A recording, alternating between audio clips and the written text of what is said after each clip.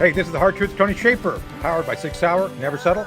I had a choice of what I carried in combat. I always carry the best. You should carry the best. Best 6 Hour, Never Settle. By the way, today I got out, for those watching, I've got my old trusty AXG frame, the metal framed M18. Great weapon, highly recommended. 18 rounds, 17 round mag with one in the chamber. Great weapon. And of course, my personal carry weapon that I throw in my shorts when I'm running around, the P365, the original P. I don't have the new one, the really cool one, the XL, but I've got the original with the Wilson Combat grips. Can't go wrong. This is like amazing technology. So never settle for anything other than SIG. Also, check out Swiss America. Get a free copy of their publication, Secret War on Cash newsletter, 800-289-2646, 800-289-2646. Tell them Tony Shaffer sent you. You can't go wrong. We are Project Sentinel, projectsentinel.com. Check out our activities there, our editorials. The entire team does stuff. And of course, we're on X, PRJ_Sentinel. That's us.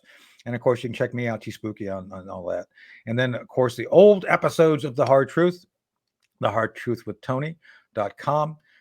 Check out the great programs we've done in the past. But we have a great program today with my friend, Lieutenant Colonel, retired, one each, good all-around guy, and I think brilliant strategician. Can I say that? Strategery? Isn't that a good dude? It works for me. Daniel Davis, Colonel Danny Davis, from the Deep Dive with Danny Davis. Welcome to The Hard Truth.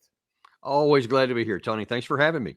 So, as I said last time, we became friends during your odyssey into whistleblowing, which I still appreciate your honesty, integrity, and courage to have done that. I think the American people owe you. For people who don't know, you basically saved me there because you got the New York Times to cover this. So that's what went public. And without that, I probably would have been crushed by the Army. So I've always been very appreciative of you. They trust me, but no, look, you're far too kind. I just did what I'd like to believe any good American would have done. I mean, we're fellow officers and we recognize that, but man. Yeah, maybe so, but you're one of the few that could pull it off. They actually got the New York Times to care. That was what nobody else could do. Well, thank you, Danny. I get a lot of people to pay attention to things, sometimes good, sometimes bad, just saying. So speaking of good things, we're here. By the way, did you know that we had a whistleblower? Speaking of whistleblowers, they leaked us a document. Yes, they leaked it. They dropped this. It was Operation Turgid Thunder.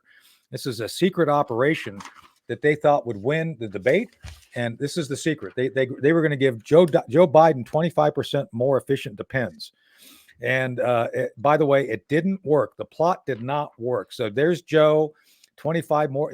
There he is. There's that turgid look. Isn't that a turgid look? If there was ever a turgid look, that's the look, right, Danny? I didn't even know what the word meant, but sure. I'll take your word for it. Well, good. You should. So, but here we are. We want to talk about NATO or OTAN, as our French colleagues, the horse-eating surrender monkeys that they are. No offense, France. You still do great fries, don't you? Look, who doesn't love French fries, right? So, but I know I'm going to get you in so much trouble today. You're going to say, I can't believe I came on Tony's show. So, oh boy, yeah. But let's start with NATO. So, Danny, was this the most successful ever conference of NATO, the NATO nations, as has been portrayed? Tell us what your thoughts. I think that it's in time we'll see it to have been the most embarrassing of all, because there was so much glad handing going on, so much backslapping, celebration, symphony orchestras, great manufactured video backgrounds for people to make speeches, etc. And almost none of it was connected to reality. And while that works today, because that's just kind of the coin of the realm, at least among many in the West, is what looks good on print and what looks good on paper and video, etc. They all congratulated each other's success, but there's almost no reality to it. No, I think that NATO has been exposed as very weak. And we don't have any kind of strategic objective of where we're going, why we even need to exist. And what we're trying to do is build an enemy out of Russia, that we don't need to, which could also backfire spectacularly depending on how things go here the rest of this war. So, Danny, why do you love Putin? Just kidding. It's a joke. No, I'm serious. Yeah. Because every time anybody says anything halfway reasonable, to include me, I get this all the time.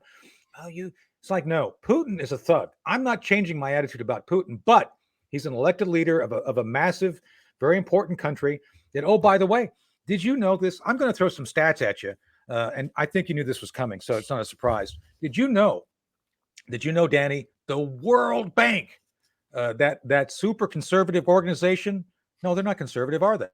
The World Bank has upgraded the Russian economy to high income. High income. Their economy is growing at 11.2% faster than Germany's. Does that sound like a country that has been hobbled by massive economic forces of the West? Does this sound like a country that actually has been affected by the sanctions? Yeah, and that's another one of the examples of why I say NATO is humiliating itself, led by the United States. Yeah, because President Biden at the beginning said he's going to crush Russia's economy with the most overwhelming suppressive sanctions regime in the history of mankind, and the only ones that were really hurt was Western Europe primarily. Mostly Germany. Germany's now looking at going pre-industrial with their economy because they cut off the Nord Stream. And by the way, I think Joe Biden told us who did it. I think Joe Biden said he was going to do it. And I think he did it. Just saying. Not that I want to get controversial. And by the way, I want to touch on something you said a second ago before we get off of it. Sure. I don't think it was last night. It may have been the night before on Stephen Colbert. He interviewed Adam Kinzinger. And they were talking about the J.D. Vance selection as vice presidential candidate. Yeah. And along the lines you saying of loving Putin, whatever, he just was almost pounding the desk there. Kinzinger was saying, the only people more happy than Milwaukee when they announced him was Moscow. Where Vladimir Putin, because he is giving everything to Putin. And that is one of the biggest canards and just horrible mistakes of all these on these pro-war folks, because what they are conflating, they think, and he said this at the end of the clip that we actually had on our show yesterday, was that all we have to do is just keep funding them and then they'll win the war. And there's zero truth to that. And so instead of, here's the perverse part. Now, this is why I wanted to point this out. These people attack you and me and others, John Mearsheimer, et cetera, Doug McGregor, of being pro-Putin. But here's the perverse part. By following their path, they are almost certainly going to hand over more of Ukraine to Putin instead of what we advocate, which is negotiated settlement at the earliest possible date to end the loss and end the killing. And that's what I think history is going to show. Yeah, so let's accept that at face value, which I think we would all agree on the facts that you just presented them. I mean, we're rational people. We're not progressives, just saying. Although I love Matt Ho. Matt, don't be upset because I'm making fun of you guys. I love you guys, and you look marvelous, darling. Absolutely. Anyway, come on, we're all friends here. We can make fun. But my point being is that when you examine the facts as they are, why did Jan Stoltenberg get the Presidential Medal of Freedom? I'm asking for a friend. I mean, seriously. I mean, I'm asking a little bit pointed here, but why do you think he received it? Oh, well, in my view, it's expressly because he did what he was told. He did exactly what Washington asked, and so he wanted to be rewarded. But again, I'm telling you, history is going to have that to be a humiliating mark on his reputation for going forward. It's going to be an embarrassment. If the measure was NATO growing and being more prominent and effective and scary, Stoltenberg has lost more territory to Russia than any other leader of NATO. Am I right? I mean, right. Like, how did you miss this? It's like he's failed. If that's the standard, you keep saying, "Oh, NATO's stronger, more intimidating." It's like you guys are losing territory. How is that winning? And so this is Orwellian. This is winning is losing, and don't pay attention to Big Brother. And by the way, we'll talk about that in a bit because I want to get back to Big Brother Joe Biden because I think we need to talk about the donkey in the room, I think. Anyway, but back to this topic, NATO. So Joe Biden's speech. Man, oh man, I had no idea that Zelensky had stepped down and Putin had taken over Ukraine completely. Did you know that, Danny? I had no idea that Putin was there at the conference either. To me, that's a great outreach, though, right? Who wouldn't want to invite Vlad Putin? And I hear he's a party animal, right? I mean, that guy, he puts the Rolling Stones to shame when he goes into a hotel room, right? I mean, man, oh man. So let's talk about that opening. Could there be anything more embarrassing than the leader of the free world misidentifying, almost, well, he didn't misgender, but he could have misidentifying Zelensky for Putin? How embarrassing is that? Well, yeah, there could have been worse. He could have, I mean, just hypothetical, but he could have introduced his vice president as Vice President Trump. I mean, there's always that possibility. So, I mean, who's to say? And he did, when you watch the thing in context with the Putin part, he did immediately catch it, or within a second or two. But the point being that's not, and if that's all there was, that happens to people. I've made that mistake periodically where I say one thing, no, I'm sorry, this name here. If it happens once in a while, that's fine. But if it becomes a routine thing, and then again happened later that same day with Vice President Trump, and he didn't catch that one, you see, that's just one data point of a bunch of data points that there is a real problem. Yeah. Well, there was a real problem, and there is a real problem. And I think that's where his speech, and I got to hit this because I know you feel the way I do. Were you blown away by his foreign policy brilliance? I mean, according to Rachel Maddow, man, oh man, that speech was brilliant. He still got grasp. It's like, it was literally word salad. It was a bunch of random national security sounding sentences he threw together to make it sound like he said nothing. As a matter of fact, I challenged those I went on X and I said, can you tell me the 3 pertinent policy points Biden made to say how he was going to defeat Putin? He didn't. There was nothing there. Nothing. Yeah. So what are we supposed to make of the fact that somehow the left is portraying this as, oh, this is a foreign policy brilliant speech? It's literally less than helpful. What do you think? Listen, I think that many on the left and like Matt Ho and several other people, I have plenty of friends on the left. So me too. I make fun of them, but yeah, I do too. So I'm not bashing the left. That's just not kind of my MO. No. You're not bashing the conscientious left. There's a difference. But however want to be defined, the left, I think, is their own worst enemy here. Yeah. Because I think that at the absolute latest in the 22 midterms, that's when the Democratic Party should have said, Brother Joe, it's time to move on. Mr. President, you've had your run. You can say he's done whatever you want to say, but it's time to move on. While they had plenty of time to have a coherent transition into somebody else, to run and to head forward, maybe even to resign. Who knows? Now that's a big caveat, because I don't necessarily want a President Harris, even less than I want the diminished President Biden. Yeah. But here's the thing: by ignoring that and continuing to roll out all these people, I'm sure you probably talked about it before about, he's sharp as attack, and all these people coming out and saying all this stuff until the debate, when they suddenly discovered, holy crap, it's worse than we thought. It can't be covered anymore. They did that to themselves. They should have done it earlier, because it's self-evidently been true for years, really, not just the recent few months. And now they're in a bind. I mean, I don't know that they have a good option here. And they may have literally just paved the way for Donald Trump to return to the White House. Well, that and the assassination attempt, but let's talk about the mistake. The second, I think even without the assassination attempt, I think that they did themselves under that. Just especially that big iconic picture there. It's hard for me to imagine how he doesn't win now. Yeah, no, I'm with you. But let's go back to Kamala for a second. So, Danny, did you know that the importance of the vice president, because of the importance of being the vice president, is something that we need to recognize, that being the vice president is something notable. And because the vice president is important, we must always recognize the vice president as being important. Did you know that? I have a bad feeling that that's a quote. Am I right? Are you not just making that up? Is that really a quote? Kamala. I'm just channeling. I'm just going off script. Anyway, back on script.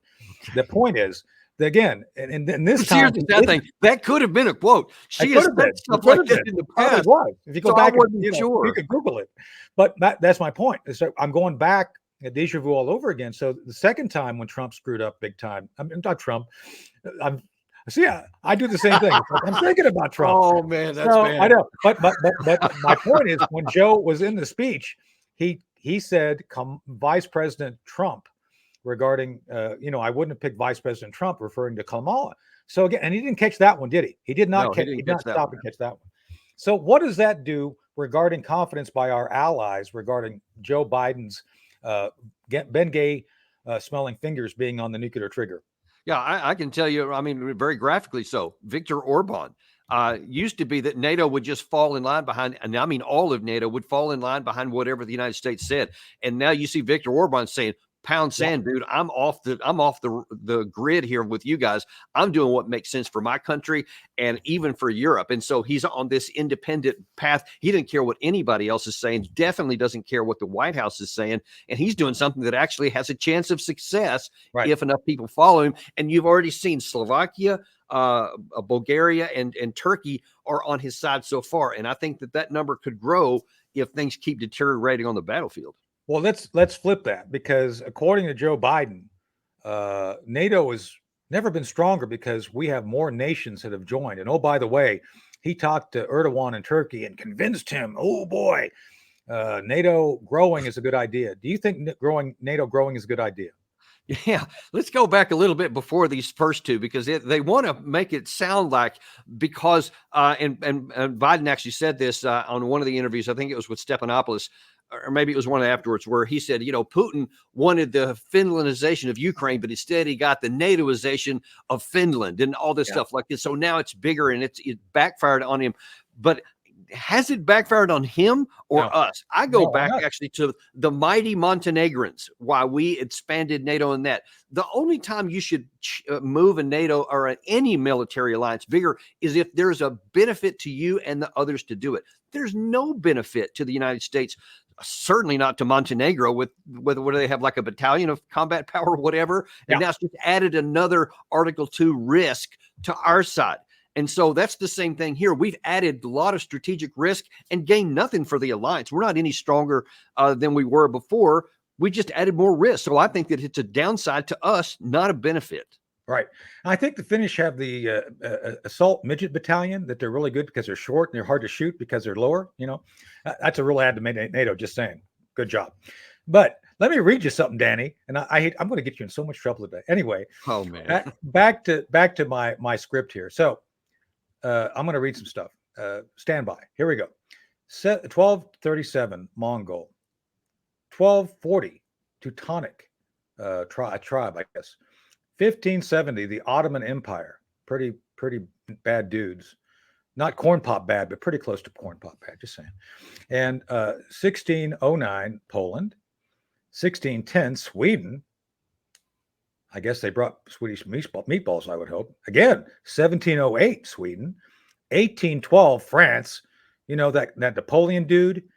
Yeah, I see where this list is going. Yeah, you do, don't you? So, let's see, Sweden. 1853, Ottoman Empire. Again, those Ottomans never give up, do they? But they are. It's good to put your feet up on Ottomans, right? They're very comfortable. I have one in my living room. I had no idea that they would invade things. Maybe they're like the ARs or something. They have the secret life where they go invade countries or something. Who knows? Anyway, 1804, Japan, and 1914, Germany. 1918, U.S., Japan, and our allies. That's an eye opener. And then 1941, Germany. What do these things have in common, Danny? That's when Russia was invaded by a foreign power. Right. And now then they're hypersensitive to that.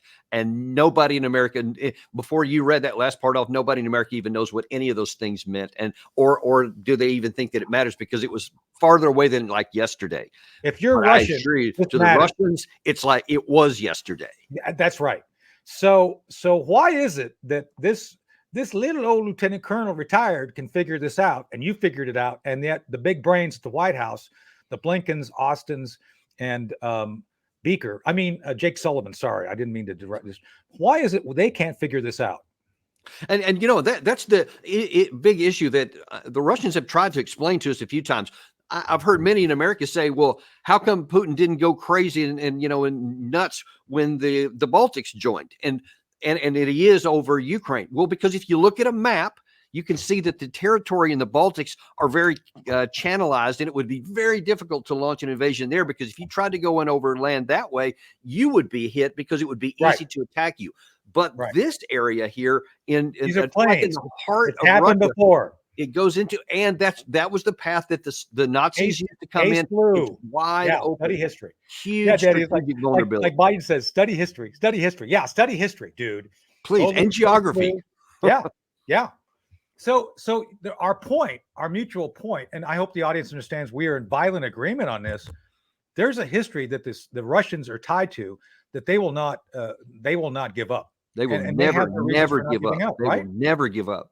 Right. And so why is it then, again, I go back to the question, why is it that the big brains, literally, I mean, if you look at Jake Sullivan, you could land like a 747 on his forehead, for God's sake. I mean, his brain must be larger than the state of Connecticut, for God's sake. Why is it these big brains can't figure this out? I've heard from somebody who knows Jake Sullivan well, has for many years, who said he's one of the most intelligent people they know. So I can only guess that he's getting instructions from elsewhere to say what he's supposed to. I don't know. I can only speculate, but it's puzzling to me because of that. But it's indisputable that the Russians have telegraphed this from the end of the Cold War. The actual agreement that created conditions for Ukraine to be free, where they gave up their nukes. I believe that it was Baker, Secretary Baker, our Secretary of State, who said, guaranteed, while there wasn't a treaty, we, NATO, will not move further east. I think I think we moved further east, didn't we, Danny? A little bit, yeah. Yeah. So are we partly responsible for antagonizing Russia to have them respond like they have? No, we're not, because we can do whatever we want and there's never any consequences. I don't know if you got that memo, but it doesn't matter, because, and here's why. We're a defensive alliance. We're a threat to no one. We say that all the time as we continue to move a military alliance to the border of another nation, that we would never, under any circumstances, permit another major power to come to our borders without it going to war. Yet somehow we expect this nuclear power to do what we never would. Of course. And I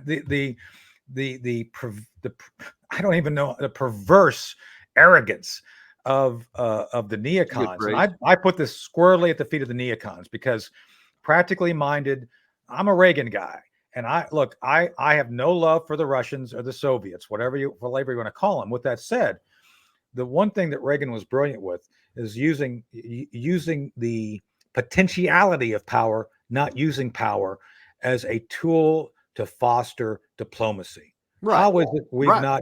Yeah. Why is it we're not doing that now? Diplomacy is dead in America. You have the Secretary of State being almost one of the most belligerent people that there are, even more than the Secretary of Defense, which is misnamed because it's more like the Secretary of Offense. But the fact is that we don't even do diplomacy, and many in Washington love it that way. The only thing that they use diplomacy for, so-called, is to say, if we'll talk to you, and if you do what we tell you, everything's fine. There's no problem. But if you don't, then it's back to the barrel of the gun. So that's not diplomacy. That's trying to tell people what to do. And that never works. And it's on graphic display how failure of a policy it is right now. So is our foreign policy more like The Godfather than a practical kind of event-driven concept of civility? I mean, are we the mafia? Well, I honestly, Tony, I tell you, I don't think so, because, and this is another one of those perverse things you're talking about, that at least has a plan and an objective that they're trying to accomplish, even if it's a nefarious one. We don't have one. I think really George Bush, I got to say, he probably started the ball rolling downhill in a bad direction after 9/11, to where he got the whole cowboy mentality, and you're either with us or against us, and to hell with anybody who doesn't do what we want. Now then, we don't even think of any other way, R or D, except for power. What can we accomplish with power? And we don't even think about it. Win-win, a diplomatic, well, we have to give a little to get a little. That no longer exists in our vocabulary. Now it's only, we're going to take what we want. You will give it, or you will find the end of our rifle. And and that is predictably creating enemies all over the world that we should never have created, that don't want to be our enemies, but our policies are making it so. So, yeah, we got to take a break here. We're halfway through the show, but I'm going to end the first half on that. So, I've noticed that speaking of people with big heads and little minds, let's talk about Joe Biden. So, Joe Biden, regarding the overall direction of things, Danny, has compared himself to FDR and also LBJ. So, do you believe that stating that makes it so? Well, he said on the Stephanopoulos interview, look, I'm not just running for president, I'm running the world. And I was like, you did not just say that out loud. I know. He took it off, and he said it again in a subsequent interview that we're running the world. And I think he does believe it. And that's the scary part. If you are just saying it at a rhetorical thing to try to get some purpose, that's one thing. But if you actually believe that, that's frightening. It is frightening, and we'll be back for more frightening, another part of our show, which is very frightening, right after this break. Hey, this is the Hard Truth, Tony Shaffer, part 2, powered by 6 Hour, Never Settle. I had a choice of what I carried in combat. I always carried the best. You should carry the best. Carry 6 Hour. We are also powered by Swiss America. Swiss America has some things you need. One of them is the Walking Liberty half dollar. It's a big offer you need to take advantage of. Call 800-289-2646. Walking Liberty half dollar. Get some hard currency. Get some stuff that you can depend upon no matter what happens in the fantasy world of Joe Biden. Tell them Tony Shaffer sent you. We're at Project Sentinel, projectsentinel.com, and of course, the Hearts with Tony.com is our other platform. Back with my dear friend and guest, Lieutenant Colonel retired Danny Davis. Danny's been a good victim so far. He's not left the show, but I'm sure he might want to after all of this. All good. All good. And I'm joined by the irrepressible Chris Cordani and the sapphire-like Elizabeth Breckenkamp. So sapphire-like. Oh, thank you. That's nice. That's a good word. Yeah, Tony it's like a superhero. Tony's a walking thesaurus. Mm-hmm. So. That's right. I'm a walking something. Yeah. Just saying. That's right. I'm all loopy because I've been doing this since like 8 a.m. this morning. Same here. Yes. A lot of coffee. I'm out of coffee, so we're really screwed. Oh no. Anyway, back to Danny. Danny, don't want to. So we at the first part of the show we went through, I think, a very clear review from a practical perspective, the NATO summit and kind of the end result of that, which basically. To summarize what we think of the NATO summit, it's kind of like the contents of Joe Biden's Depends after a 2-hour speech, right? I mean, it's kind of like that. It's not the same. Did you know, by the way, that he forgot corn pop in his speech at the NAACP? At the time we're taping this happens the day after he was at. So instead of having corn pop, he's got corn poop in his diaper. Not there's anything wrong with that. I know you get old, forget these things, but it is what it is, right? Right, Chris?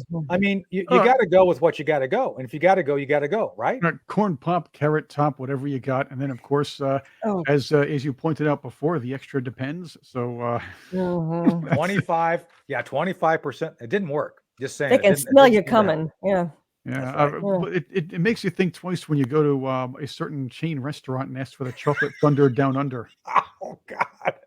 Oh my! Especially if you're we're going to make it. Danny's never going to want to come back on the show now, Chris. He's going to be like, oh my God, those guys? No way. Okay. All right, but Danny, back to we were talking about FDR, LBJ, FJB, XYZ, OMG. What the hell's going on with Biden? MOUSC. Yeah. I mean, the truth is that he's just in cognitive decline, and it's not anything a ding on him personally. It happens to people, and the only ding comes in when you won't acknowledge it. And exactly. Look, I think that the reason why he's been so adamant that he hangs on to the campaign, he wants to continue going, I think is just because of his personal arrogance and pride that, I'm the only one that can beat Trump. Nobody else can do it. But at some point, the other people in the party, you're going to have to stand up because, like we said in the first half of the show, you're potentially going to bring down everybody with you because this has ramifications down ballot as well. Oh yeah. And at some point, the Democrats are going to say, "Hey, we love you, Joe. but we're not all going down with you. And I think that you're going to see a change coming before the November 5th, I bet. So we can all agree that the attempted assassination of Trump would have solved a lot of issues.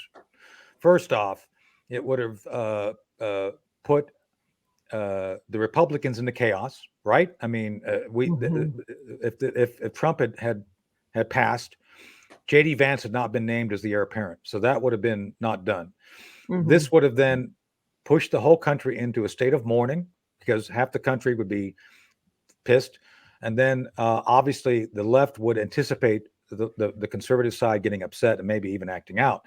So this justifies. And Tony, look, let me throw one more little wrench into that one. Yeah, I think that there would have been a huge risk that many of the MAGA folks, especially, would have, even without facts, would have just assumed that this was the Biden campaign knocking it off. They said, well, it didn't work. You didn't take him out with the law. You couldn't beat him any other way. So you took him out here. And they would just emotionally believe that no matter what the evidence showed.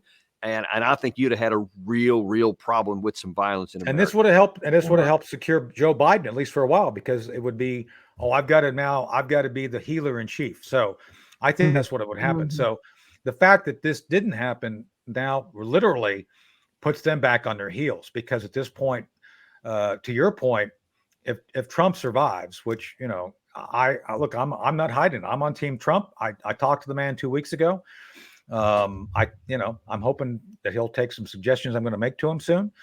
I'm just saying that if you look at the potential of the down ballot losses, we're talking about the loss of both the House and Senate. Do you think, I'll let the other team jump in after this, but it's my last question. Do you think they're going to allow Biden to be on the ballot in November? I personally don't. I mean, it's a toss-up because I don't think they should. From their own perspective, I don't think they should. But at some point, it's self-preservation kicks in, and they may force it. And I think the indicator of that will be if you see more and more, especially on CNN, MSNBC, ABC News, maybe even CBS, if they start saying a lot more and putting more Democratic people on, saying that he needs to step aside, that might be an indication. But look, one of the other things that fall out from the failed assassination attempt is it has taken a huge piece of the whole core message for the Democratic side that Donald Trump represents a danger to democracy and must be stopped no matter what, because that's been identified as potentially having motivated this shooter. And so now then, even the public, they're going to have a different message, but I don't know what else they're going to use that's going to resonate. So that's also damaged their marketing plans. Yeah. All right. Over to you guys. Yeah, that's a good point. I was listening to Bill O'Reilly recently, and we listen to him almost every night, and he made a good point.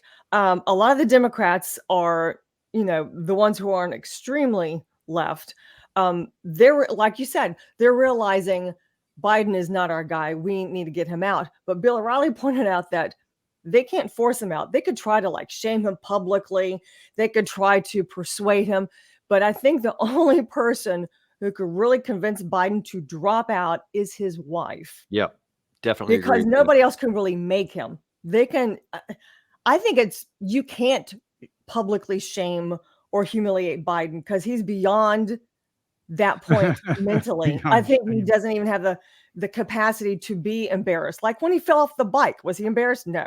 My gosh, when he calls the vice president Trump instead of Harris, he's not embarrassed. So what they can't shame him out, but what they can do is that they can withhold cash. And if these big bundlers say, yeah, you either leave or I'm keeping all my money, now then you're going to get some people that might be willing to do something. That would make sense. But I'm still concerned that not enough Democrats will actually do that. Yeah, I think some will, but I'm afraid there won't be enough. Well, why should there be? Why should there be? Think about it this way, okay? Yeah. The next in line is Kamala Harris. The Democrats would rather be associated with bringing in somebody they consider an elder statesman, escorting him to a loss, than bringing in Kamala Harris, humiliating themselves and going to another loss.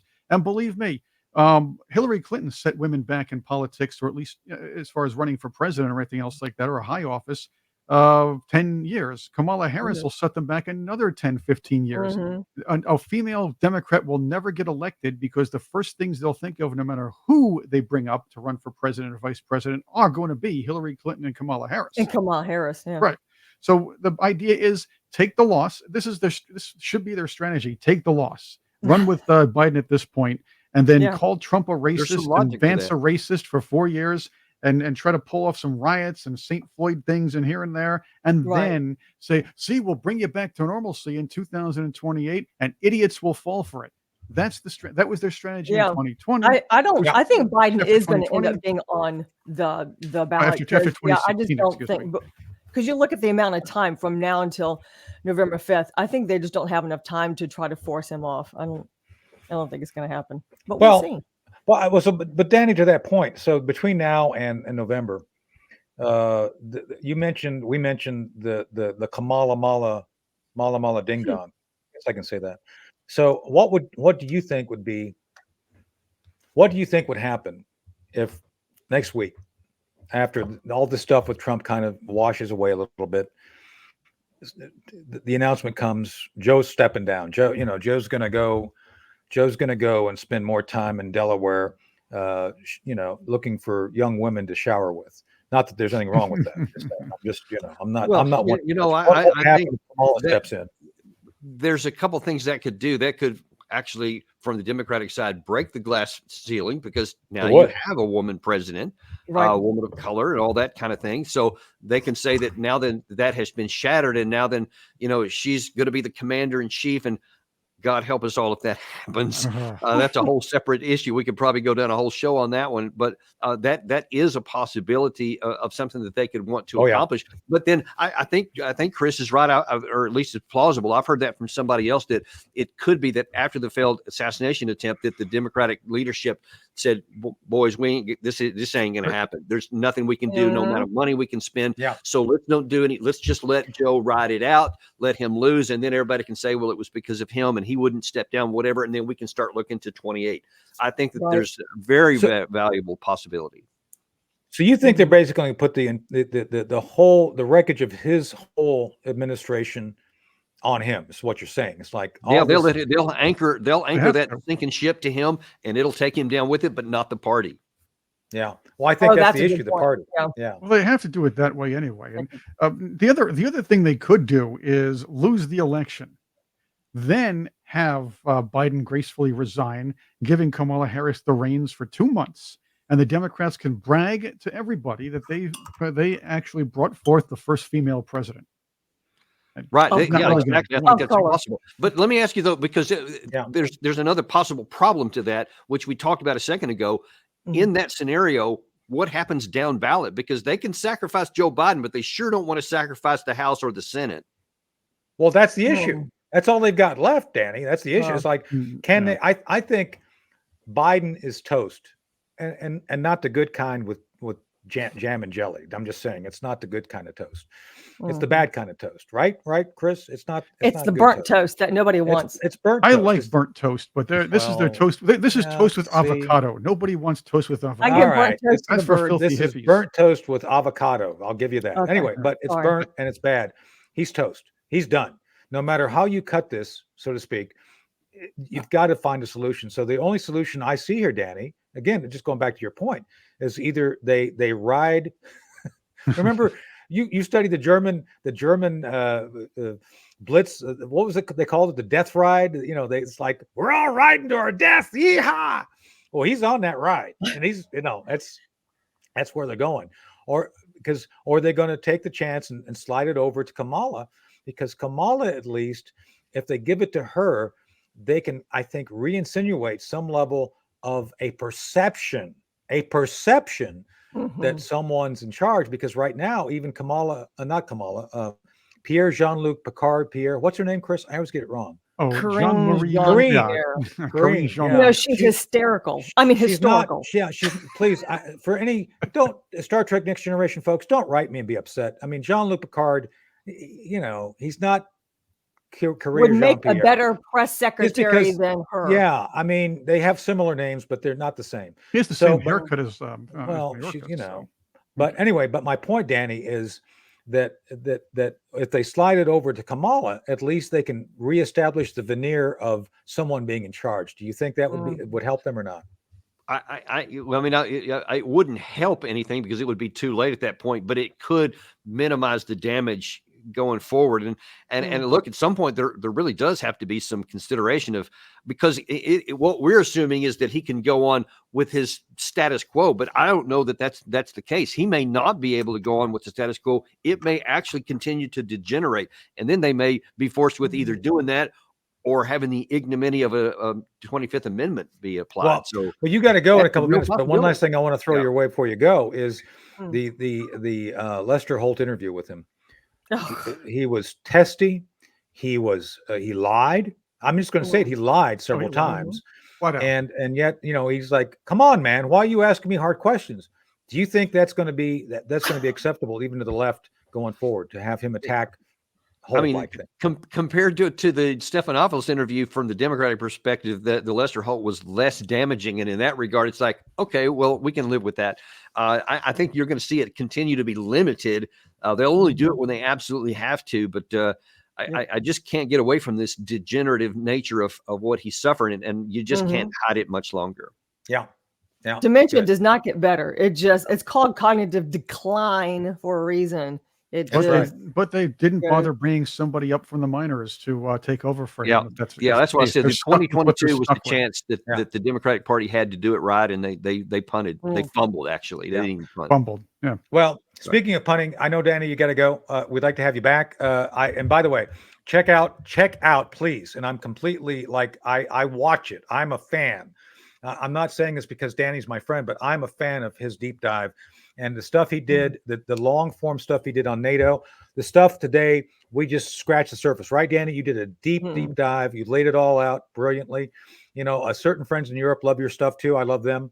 Shout out to Alex and Alexander, great guys. We appreciate their staying on top of things. But Danny, we'd like to have you come back. I don't know, probably closer to the election and give us your evaluation on. Be happy to on everything that's going on. Thanks for having me, Tony. Appreciate it. Thank you. See you, Chris. See you, Elizabeth.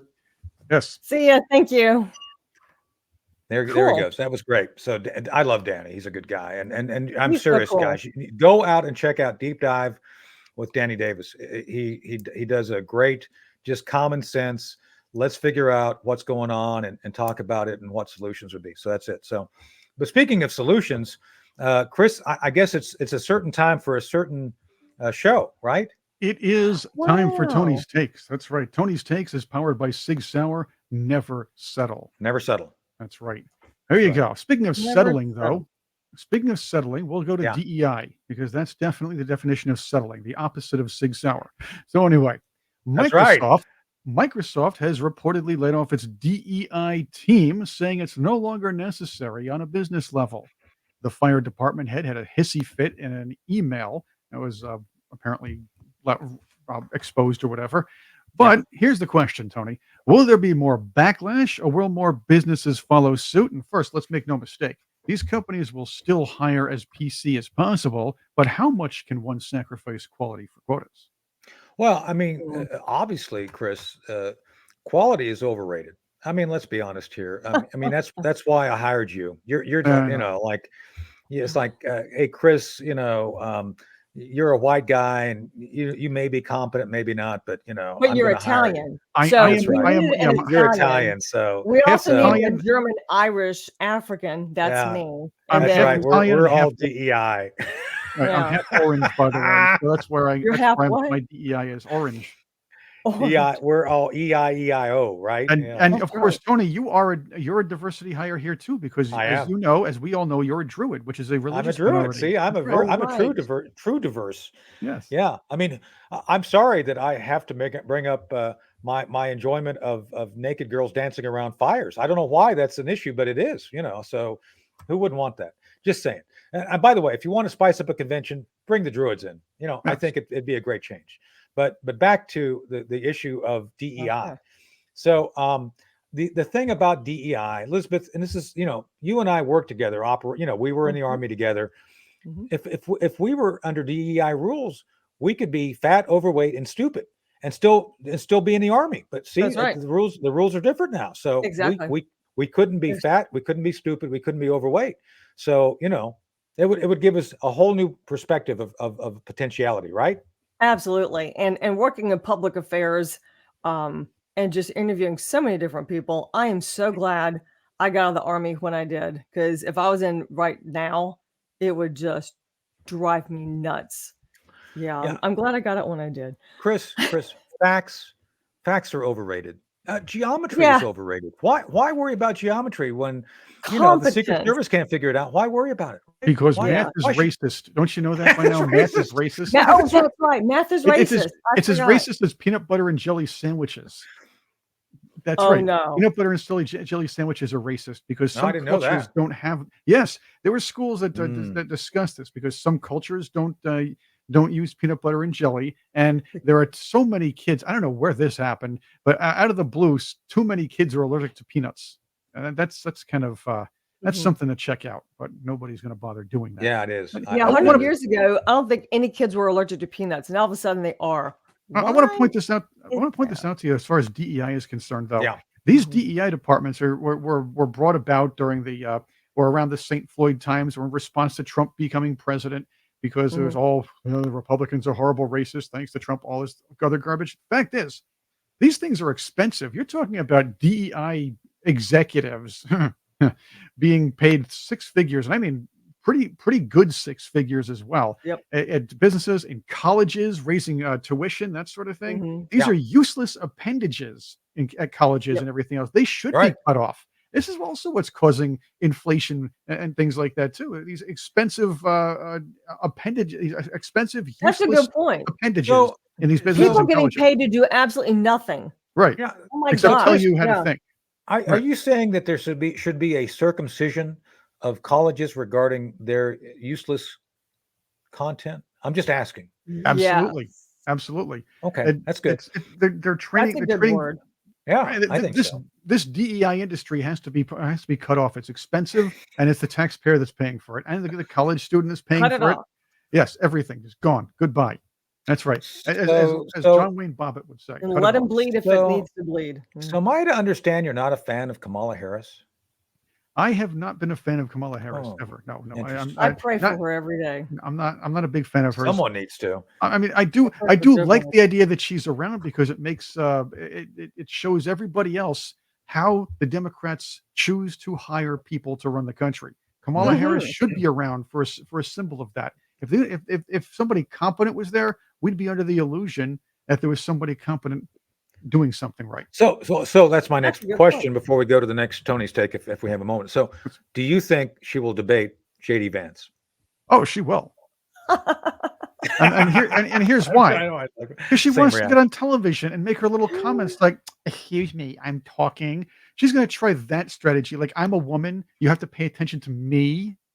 She would love the spotlight because she doesn't get it as vice president. She would love it. I don't care. She'll lose. She'll love it and give herself the victory. She'll give herself something. Just like last time. She gave herself the victory last time. Yeah. So. I mean, she couldn't out-debate Pence. Now, come on. All right, quick one. We have about a minute or two left. Ready? All right. Here you go. All right, here we go. Joe Biden, sore he can't pack the court, says he's going to back an effort to force term limits on Supreme Court justices. How about Congress members? That'd be much better. But what are your thoughts, guys? Well, I think the whole issue is he wants to take and turn the Supreme Court into the largest Baskin-Robbins franchise on the planet, because it's it's within kind of short distance, walking distance. So he wants to have 31 flavors and no justices. I think that's the goal. What do you think? Well, I would say that he is really trying to appease the far left to get that base out there at the very least to avoid the downvote issues you're going to have with people staying home. Yeah, because they're taking the loss on this one, but they have to understand there's still a down ballot issue where there are going to be state elections at stake. There are going to be congressional elections. You don't want to lose valuable seats, or at least seats you can take and keep, or those that are kind of scratchy in the middle. You want to make sure you mobilize the left and say, hey, if Trump and his people stay in charge, they're going to make the Supreme Court even more conservative, because technically you might be replacing 2 justices in the next 4 years.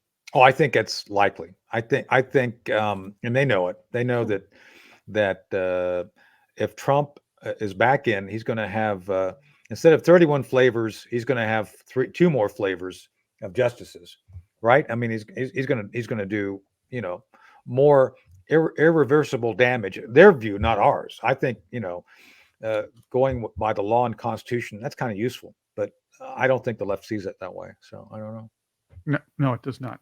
And the other thing is, if they're going to talk about term limits, why don't we go to Congress and the Senate at this point?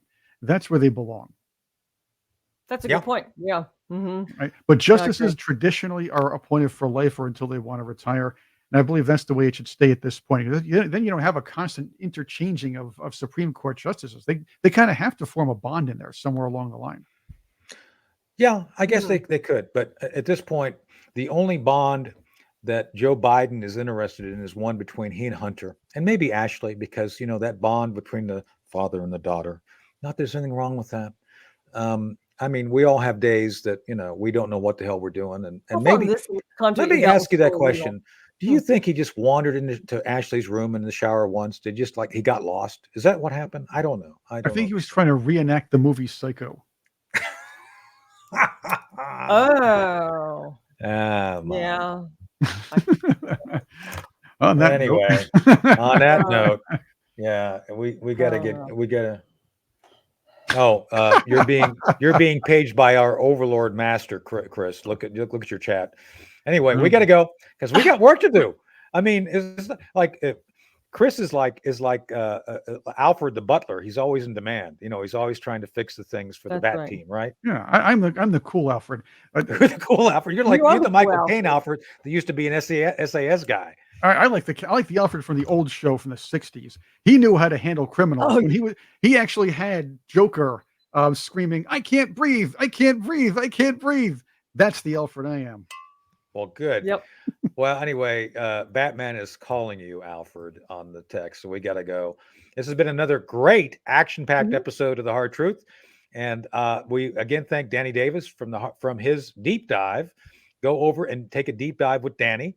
You'll enjoy the water, right? Jump in, the water's fine, and we'll be Cannonball back next week with another great episode with Elizabeth and Chris. Until then, cannonball. Well, not. Let's not give Joe Biden any ideas to go after Donald Trump, right? Okay, so we'll get the cannonball. So anyway, till next week, we'll see you again soon. Bye-bye.